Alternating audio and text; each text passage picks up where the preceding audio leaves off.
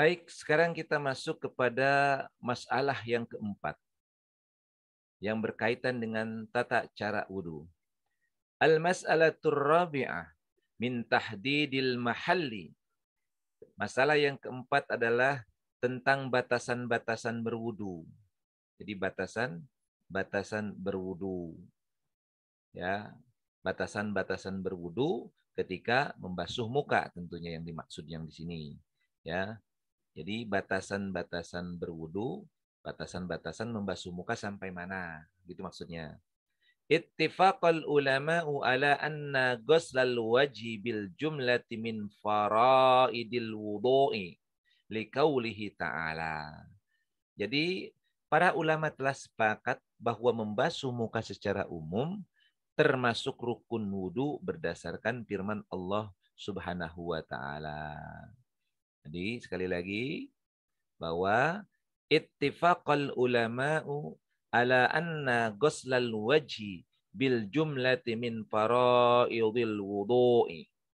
Jadi para ulama telah sepakat bahwa membasuh muka secara umum termasuk rukun wudu liqaulihi ta'ala fagsilu wujuhakum. Berdasarkan firman Allah Subhanahu wa taala surat Al-Maidah ayat 6, fagsilu wujuhakum, maka basuhlah wajah kalian. Wakhtalafu minhu fi salasati mawadhi. Tetapi mereka berbeda pendapat dalam 3 perkara. Ya, dalam 3 perkara. Jadi 3 masalah. Nah, fi ghuslil bayadil ladzi bainal izari wal adhan wa fi ghusli man sadala minal lihyah wa fi takhlili al-lihyati. Nah, ini 3 masalah itu adalah yang pertama membasuh bagian antara jambang dengan telinga. Jadi membasuh mukanya antara jambang dengan telinga. Nah, ini membasuh jenggot yang terurai dan mereraikannya, mengurai-ngurainya. Kalau orang punya jenggot. Jadi itu, membasuh bagian antara jambang dengan telinga. Ini jambang dengan telinga. Membasuh jenggot yang terurai dan mengurai-uraikannya. Jadi membasuh jenggot yang terurai dan mengurai-uraikannya. Ini ada 3 masalah dalam hal membasuh muka. Nah itu. Kemudian dijelaskan. فالمشهور من مذهب مالك أنه ليس البياض الذي بين الإذار والعذون من الوجه. Pendapat yang masyhur di kalangan mazhab Maliki bahwa kulit tak berbulu antara jambang dan telinga termasuk wajah. Jadi dalam mazhab Maliki kulit tak berbulu antara jambang dengan telinga, ini maksudnya nih, itu termasuk adalah wajah. Jadi dianggap sebagai wajah ya oleh mazhab Imam Maliki. Wa qad qila fil mazhab bil farqi bainal amradi wal multahi. Kemudian dijelaskan dalam mazhab itu pun diungkapkan adanya perbedaan antara orang yang tidak berjenggot dengan yang berjenggot. Jadi dibedakan antara orang yang berjenggot dengan orang yang tidak berjenggot. Fayakunu fil mazhabi fi dzalika salasatu aqwalin. Sementara Abu Hanifah memasukkan jadi dalam mazhab Maliki maksudnya. Jadi dalam mazhab Maliki ada 3 pendapat. Jadi dalam mazhab Maliki ini ada 3 pendapat yang berkaitan dengan masalah membasuh muka batas-batasnya. Yang pertama bahwa kulit tak berbulu adalah jambang dan telinga termasuk wajah. Jadi ini jambang yang tak berbulu ini termasuk adalah wajah. Kemudian diungkapkan tentang perbedaan antara orang yang tidak berjenggot dengan orang yang berjenggot. Jadi dalam mazhab Maliki ada 3 pendapat. Kemudian dijelaskan kembali, wa qala Abu Hanifah wa Syafi'i huwa minal wajhi. Dan Abu Hanifah serta Imam Syafi'i memasukkannya ke dalam bagian wajah. Jadi sama-sama Abu Hanifah dan Imam Syafi'i mengatakan bahwa ini adalah bagian dari wajah. Kemudian huwa minal wajhi. Wa amma man sadala minal lihyah. Kemudian adapun jenggot yang terurai, itu maksudnya. Jadi wa amma man sadala minal lihyah fadhahaba malikun ila wujubi imraril ma'i alaih wa lam yujibahu Abu Hanifata wala Syafi'i fi ahadin qaulai. Jadi kalimatnya, adapun jenggot yang terurai, Imam Malik berpendapat bahwa wajib mengucurkan air kepadanya. Sementara Abu Hanifah tidak mewajibkannya. Demikian pula Syafi'i dalam salah satu pendapatnya. Jadi tentang masalah jenggot yang terurai. Muka ini kan kadang-kadang ada yang berjenggot, ada yang tidak berjenggot. Maka untuk batas membasuh muka, nah Imam Malik mungkin juga termasuk Imam Abu Hanifah dan Imam Syafi'i mengatakan bahwa antara telinga dengan jambang ini yang tidak berbulu itu adalah juga termasuk wajah batasnya.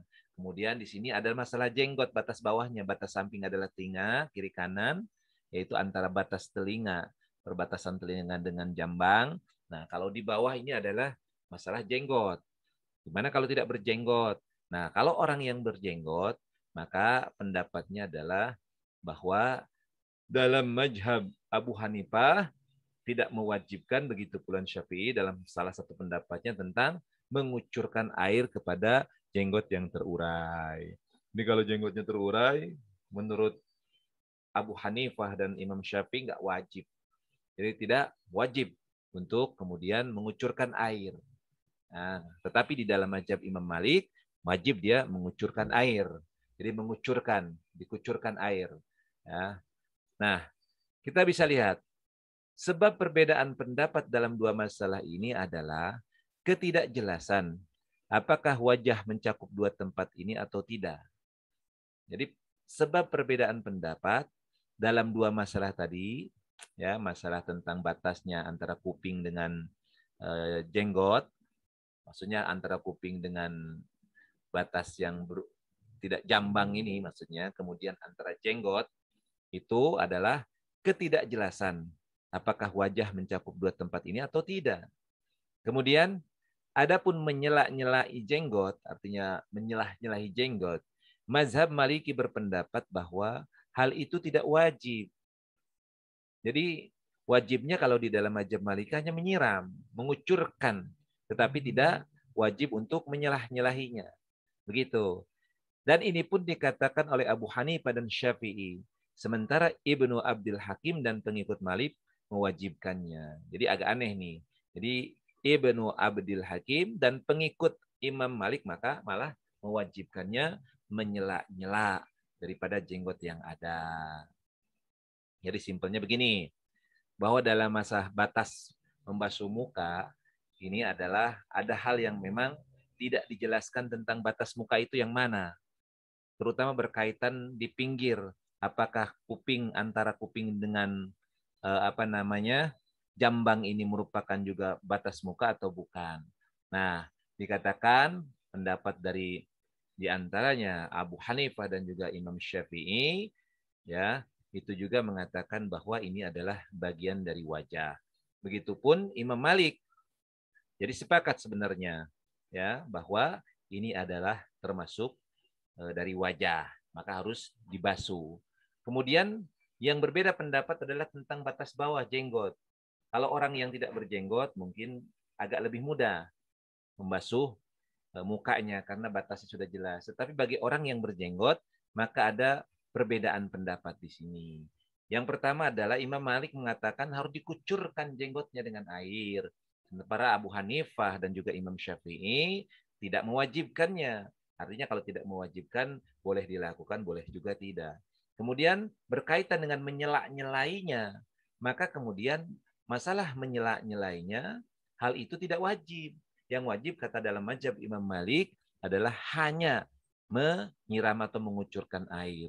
Sedangkan Abu Hanifah dan Imam Syafi'i mengatakan tidak wajib juga karena memang tidak perlu mengucurkan air, jadi tidak perlu pula, tidak wajib pula untuk menyelah-nyelahi jenggotnya. Tetapi dalam pendapat Ibnu Abdul Hakim dan pengikut Imam Malik malah mewajibkannya. Ini kurang lebih berkaitan masalah yang terutama tentang batas muka yang harus dibasuh dengan air wudhu. Kemudian dilanjutkan. Wasababu ikhtilafihim fi hatainil mas'alataini huwa khafa'u tanawul ismi al-wajhi li hadainil mawdi'aini. A'ni hal yatanawaluhuma aw la yatanawaluhuma. Sebab perbedaan pendapat, perbedaan mereka dalam kesohihan riwayat yang memberikan perintah untuk menyelah-nyelahi jenggot. Bahkan kebanyakan dari athar tersebut tidak sahih. Selain itu, riwayat-riwayat sahih yang menjelaskan tata cara wudhu Rasulullah SAW tidak menjelaskan penyelah-nyelahan jenggot. Jadi ini tadi sebab perbedaan pendapat ini dalam masalah menyelah-nyelahi jenggot. Jadi di dalam masalah menyelah-nyelahi jenggot, itu perbedaan pendapat karena dalam masalah kesohihan riwayat tentang perintah menyelah-nyelahi jenggot itu, ada yang mengatakan bahwa kebanyakan tidak sahih, dan juga riwayat-riwayat sahih yang menjelaskan tata cara wudhu baginda Rasulullah SAW tidak menjelaskan penyelah-nyelahan jenggot. Itu sebab-sebab yang menjadi perbedaan mereka di dalam masalah menyelah-nyelahi jenggot tadi. Itu sudah jelas ya. Jadi tentang masalah berkaitan dengan batas membasuh muka. Sebagai kesimpulannya sekali lagi, bahwa batas membasuh muka dalam mazhab Imam Malik, Abu Hanifah, dan juga Imam Syafi'i menganggap bahwa batas antara kuping dengan jambang ini adalah merupakan wajib. Wajah juga artinya harus dibasuh. Harus dibasuh dengan air wudhu. Dan juga termasuk di sini adalah jenggot. Bagi yang tidak berjenggot mungkin tidak bermasalah, cukup membasuh saja. Tetapi bagi yang memiliki jenggot, maka di situ baru terjadi perbedaan pendapat. Ada yang berpendapat bahwa Imam Malik mengatakan harus dikucurkan air, sedangkan Abu Hanifah dan juga Imam Syafi'i mengatakan tidak perlu. Kemudian di dalam masalah menyelah-nyelahi jenggot tadi, di dalam Imam Malik mengatakan itu adalah tidak wajib. Artinya boleh dilakukan atau boleh tidak. Demikian pula Imam Syafi'i dan Abu Hanifah. Tetapi dalam pandangan Ibnu Abdul Hakim dan juga pengikut Imam Malik, jadi pengikut Imam Malik nih, malah menjelaskan hal tersebut adalah wajib. Adapun sebab perbedaannya pendapat tersebut dalam masalah menyelah-nyelahi jenggot adalah berkaitan dengan bahwa tidak adanya penentuan tentang hadis sahih tentang masalah menyelah-nyelahi jenggot. Ternyata tidak ada hadis sahih yang menyatakan kewajiban menyelah-nyelahi jenggot ketika berwudu. Adapun hadis sahih yang menjelaskan tentang cara berwudu Rasulullah SAW tidak menjelaskan tentang menyelah-nyelahi jenggot. Nah, itu berkaitan dengan masalah yang keempat, yaitu batas membasuh muka ketika berwudu. Sudah jelas ya? Kemudian kita masuk kepada masalah kelima, batasan membasuh kedua tangan. Jadi masalah yang kelima adalah batasan membasuh kedua tangan. Ya. Para ulama sepakat bahwa membasuh kedua tangan dan kedua siku hukumnya fardu dalam berwudu. Ya. Jadi sudah sepakat tuh bahwa membasuh kedua tangan dan kedua sikunya hukumnya adalah fardu. Ya, jadi tidak boleh ditinggalkan kalau yang namanya fardu, karena itu adalah merupakan harus dilakukan. Jadi al-mas'alatul khamisah minat tahdid ittifaqal ulama'u ala anna ghuslal yadaini wadh-dhira'aini min furudil wudu'i liqaulihi ta'ala. Jadi para ulama sepakat bahwa membasuh kedua tangan dan kedua sikunya, kalimatnya begitu, adalah merupakan fardu wudu. fardu wudu liqaulihi ta'ala berdasarkan firman Allah Ta'ala surat Al-Maidah ayat 4 wa aydiyakum ilal marafiq.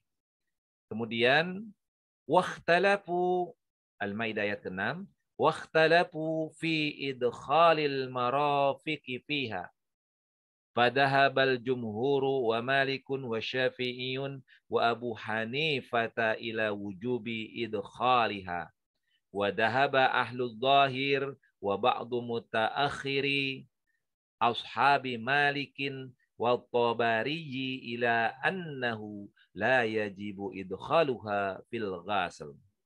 Jadi para ulama berbeda pendapat dalam masalah membasuh siku. Jumhur ulama di sini yang dimaksud adalah Imam Malik, Imam Syafi'i, dan Abu Hanifah berpendapat wajib membasuhnya. Jadi, fadhahabal jumhur wa malikun wa syafi'iyun wa Abu Hanifah ila wujubi idkhaliha. Wajib tuh untuk membasuhnya. Nah, pendapat yang kedua, ahli zahir. Dan sebagian ulama di kurun terakhir dari kalangan pengikut Malik. Juga Imam Al-Tabari berpendapat bahwa tidak wajib membasuhnya. Jadi ada yang berpendapat bahwa masalah membasuh siku tidak wajib membasuhnya. Jadi sikunya tidak perlu dibasuh dalam pendapat Al-Tabari dan juga pengikut Imam Malik. Dari kalangan mutaakhir, termasuk yang paling utama adalah ahlu zahir. Ahlu zahir itu berdasarkan penilaian zahir daripada kalimat, baik itu Al-Quran maupun hadis. Kemudian dijelaskan, wassababu fi ikhtilafihim fi dhalik al-ishtiraqu alladhi fi harfi ila wa fi ismi al-yadi fi kalamil Arab. Wa dhalika anna harfa ila marratan yadullu fi kalamil Arabi alal ghayah wa marratan yakunu bima'na ma'a wal yaddu aydan fi kalamil Arabi tutlaqu ala salasati ma'an alal kaffi faqat wa alal kaffi wadh-dhira' wa alal kaffi wadh-dhira'i wal 'adudi. Jadi dijelaskan di situ sebab perbedaan pendapat adalah perbedaan mereka dalam memahami ishtirak. Jadi ishtirak, ragam makna pada huruf ila dan kata al-yadi. Jadi perbedaan pendapat dalam memahami ishtirak pada huruf ila dan al-yadi. Ishtirak itu syaraka, artinya huruf yang memiliki ragam makna. Maknanya macam-macam. Dalam bahasa Arab tentunya. Maksudnya huruf ila terkadang bermakna sampai. Jadi ila ini kadang maknanya sampai dan terkadang bermakna beserta.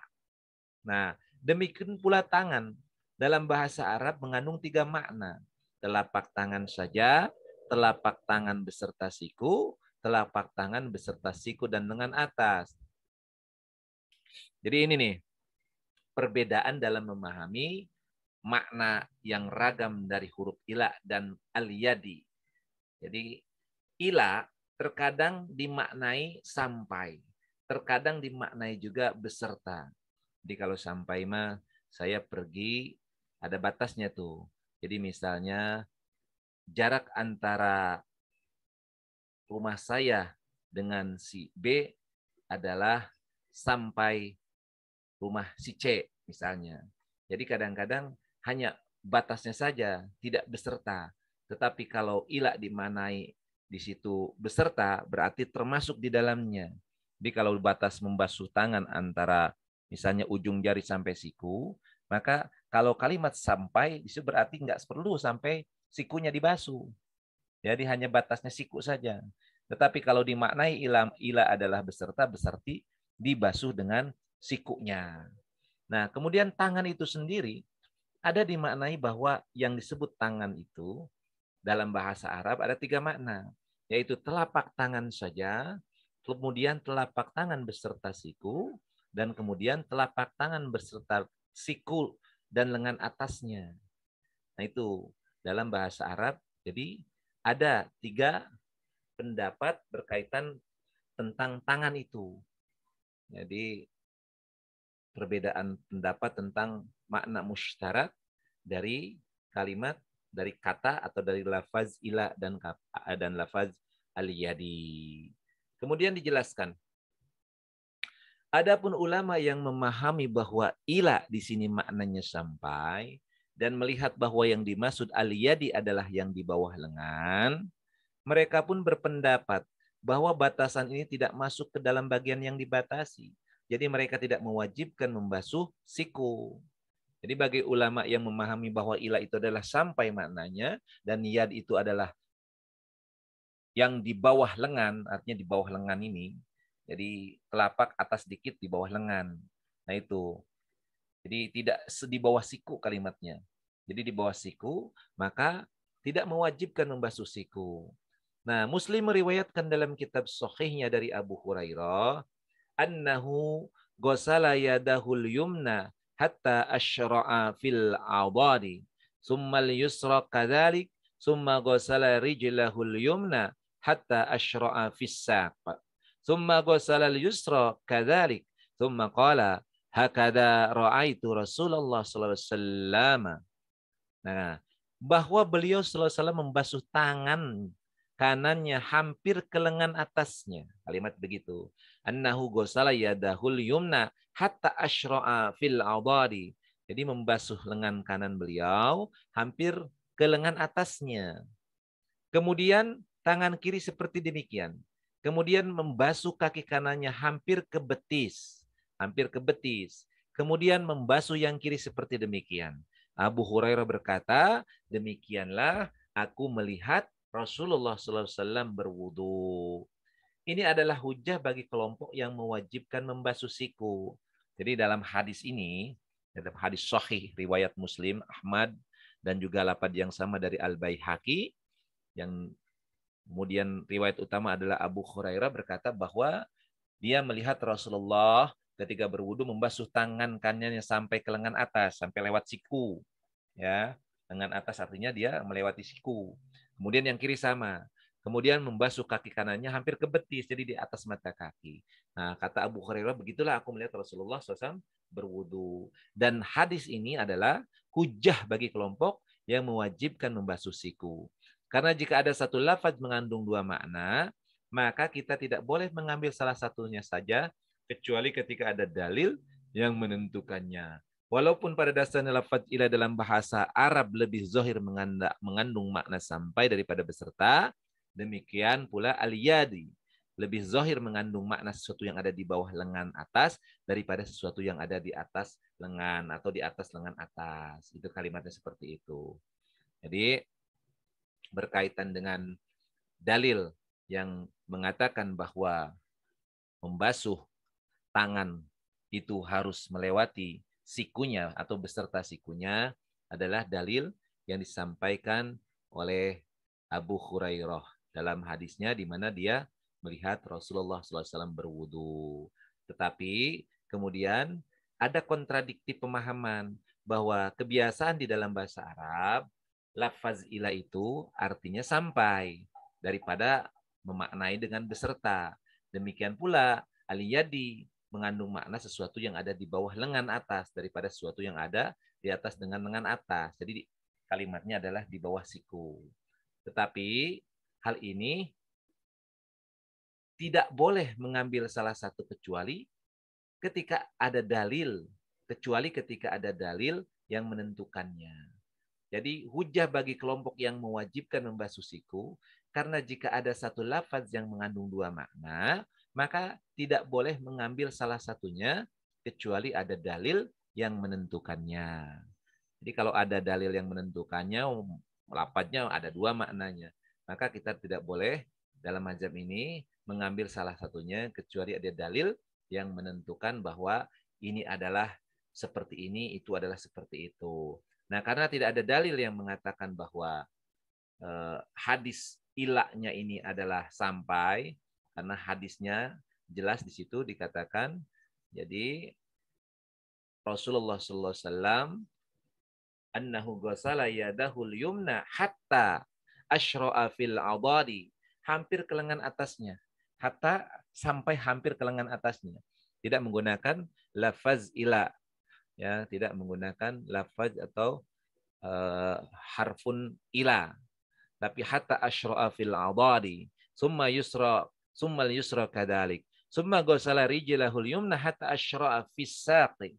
Tuh, kemudian dia membasuh kakinya sampai melewati hampir ke betisnya. Jadi melewati mata kaki. Maka di sini di dalam hadis sahih ini tidak menggunakan lafaz ila. Makanya kemudian dalam pemahaman pendapat ini mengatakan bahwa ini tetap mengatakan wajib berwudu juga sampai membasuh siku ketika di tangan itu. Kemudian walhasil orang yang tidak mewajibkannya, ya, lebih kuat dari sisi petunjuk lafaz. Sementara yang mewajibkannya lebih jelas dari sisi athar. Jadi walhasil orang yang tidak mewajibkannya lebih kuat dari sisi petunjuk lafaznya. Jadi lebih kuat dari sisi petunjuk lafaznya. Sementara yang mewajibkannya lebih jelas dari sisi asar, kecuali jika asar tersebut dipahami mengandung makna sunnah.